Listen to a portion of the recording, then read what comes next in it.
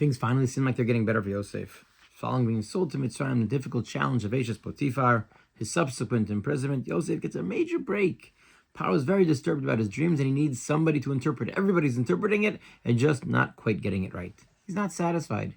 Yosef comes along, he's brought out of the pit for the sole purpose of interpreting Paroh's dreams, and he succeeds in a way that satisfies Paroh. There'll be 7 good years followed by 7 years of famine, and the dream was repeated, teaching that it's going to become something which is going to happen imminently. But for some reason, Yosef doesn't stop there. He should be done. His job is over. He was asked to interpret the dreams. But then he says in Perek Memalev Pasuk Lamed Gimel that Paroh should therefore appoint somebody wise, somebody practical, somebody who can make sure that food is saved during the years of plenty, so that there should be a sufficient amount of food for the years of famine that follows. Who asked Yosef for his opinion? He was asked to interpret a dream. What a chutzpah for Yosef to come along and to try to advise Paroh, the king, perhaps the greatest ruler at that time, how to run his kingdom, how to run his country. And it's not just one pasuk. Oh, he says, find someone. But he outlines a very detailed plan for over the course of 3 psukim. And yes, in the end, Paroh is impressed, and he appoints Yosef to that very position. But it seems like a very risky proposition that Yosef was engaging in. Unsolicited advice to the king when you are being pulled out of a bore, out of the pit, certainly does not seem to be a wise idea. So why did Yosef do it? So one could simply suggest that maybe he was hoping for the result that actually occurred. He was putting in a plug for his own services. But again, in the context of a king, it seems unnecessary and an unnecessary risk on the part of Yosef. But rather, the answer seems to be the part and parcel of interpreting the dream was this message. The advice was somehow in the dream. Where was it? Rav Chaim HaKadosh sees 2 points that tipped Yosef off that the dream, in fact, included the solution. First, why is Hashem showing Paroh what is going to happen, if not that there needs to be some sort of solution presented? Certainly, God could have played out abundance followed by famine without telling Paroh at all. Why is Paroh revealing it? It must be so that he does something about it. But why this particular solution?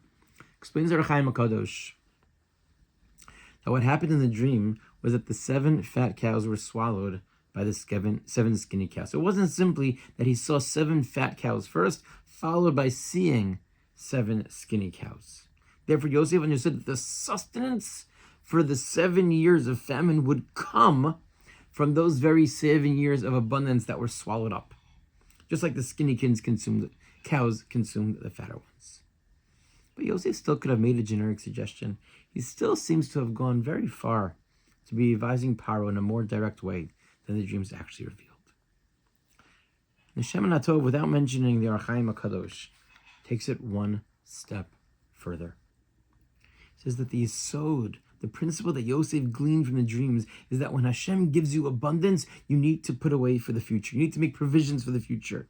You need to plan ahead of time where things may not be as abundant or bounteous. Hashem creates the refuah before the makkah. And Yosef took that lesson to heart. It wasn't merely about Paroh's dreams, but it was a principle by which we have to live our lives.